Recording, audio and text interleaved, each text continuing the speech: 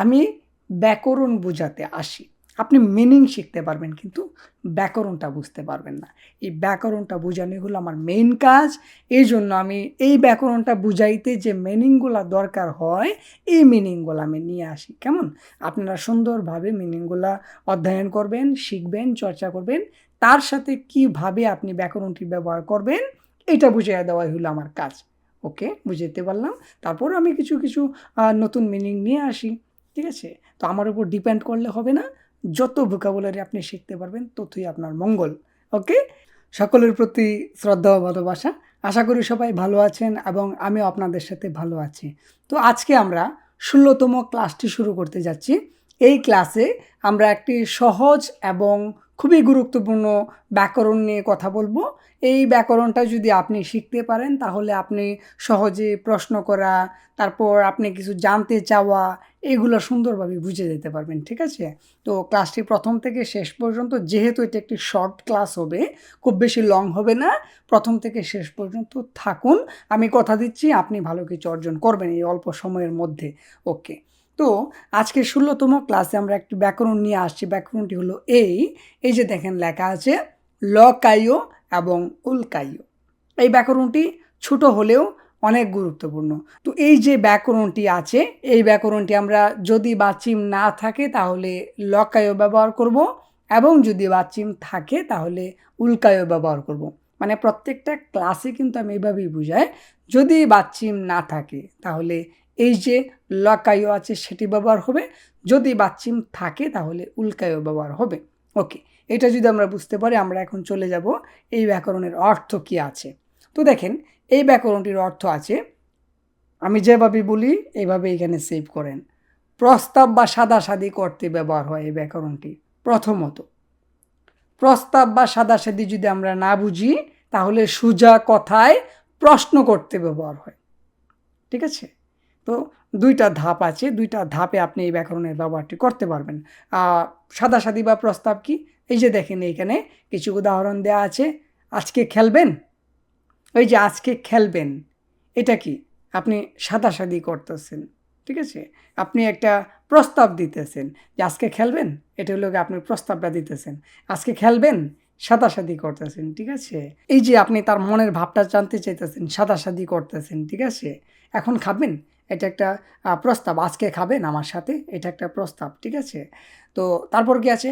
আজ সিনেমা দেখবেন?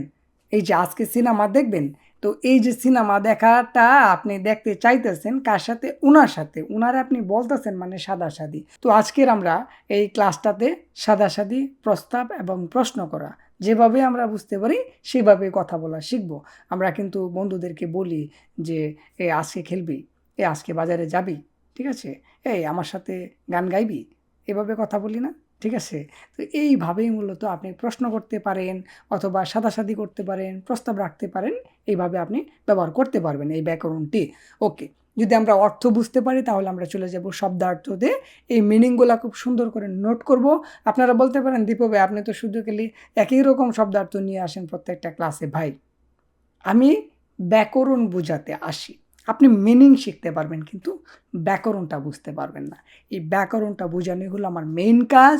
এইজন্য আমি এই ব্যাকরণটা বুঝাইতে যে মিনিংগুলা দরকার হয়, এই মিনিংগুলা আমি নিয়ে আসি। কেমন?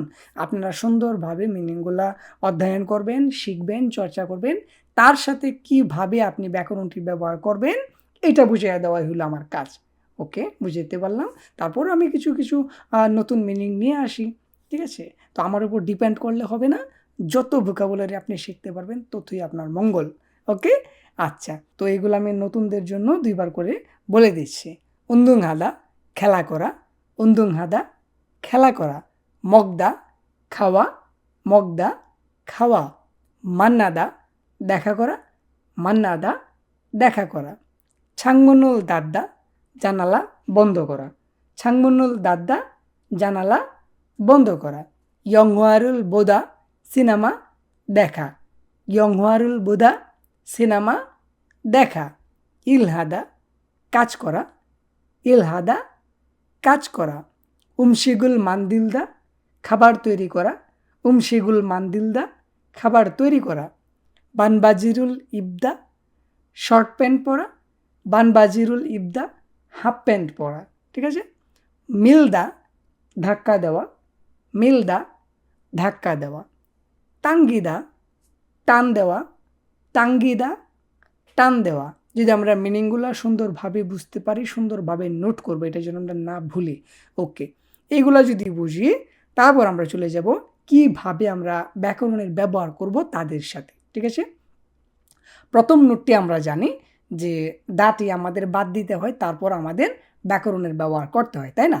ওকে, তো দেখেন আমি এখানে শব্দার্থ নিলাম উন্দুং হাদা। আমরা জানি যে দা বাদ দিতে হবে, দা বাদ দিলে থাকে উন্দুং হা। উন্দুং হায়ের সাথে কি বাচ্চিম আছে? বাচ্চিম বলতে নিচে কিছু আছে? নিচে কিছু নাই, যেহেতু আমরা সরাসরি ল কায়টা নিয়ে আসবো। এই ল কায়টা নিয়ে আসার পরে কি দাঁড়ায়? উন্দুং হালকায়ও। এখানে উন্দুং হাদা মানে খেলা করা, ব্যায়াম করা, ঠিক আছে। তো উন্দুং হাল কাইয়ু, আপনি প্রশ্ন করতে পারেন ব্যায়াম করবেন, খেলবেন? আপনি প্রস্তাব রাখতে পারেন ব্যায়াম করবেন, খেলবেন, ঠিক আছে। এইভাবে আপনি প্রস্তাবের ক্ষেত্রেও ব্যবহার করতে পারেন, আপনি প্রশ্নের ক্ষেত্রেও ব্যবহার করতে পারেন, আপনি সাদাসাদির ক্ষেত্রেও ব্যবহার করতে পারেন। তো এই ব্যাকরণটি এই প্রসেসেই ব্যবহার হবে, আপনি যেভাবে নেন সেভাবেই আপনি ব্যবহার করতে পারবেন, ঠিক আছে।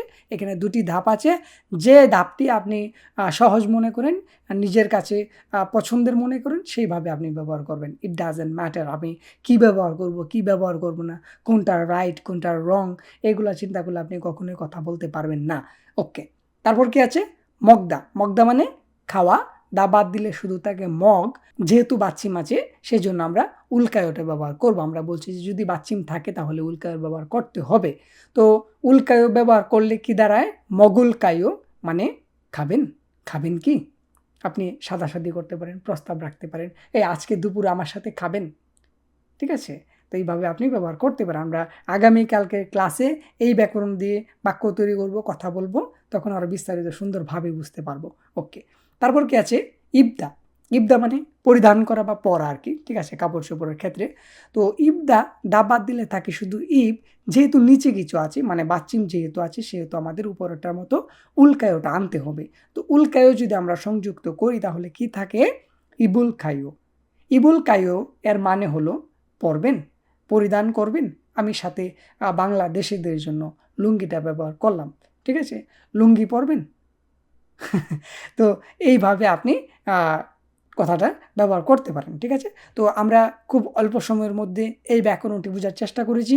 আমরা অবশ্যই প্রত্যেকটা ক্রিয়ার সাথে, প্রত্যেকটা ক্রিয়ার সাথে, কাজের সাথে, ভার্বের সাথে, সবগুলা কথার অর্থ একই, এইগুলার সাথে আমরা সুন্দরভাবে এই ব্যাকরণটি ব্যবহার করব।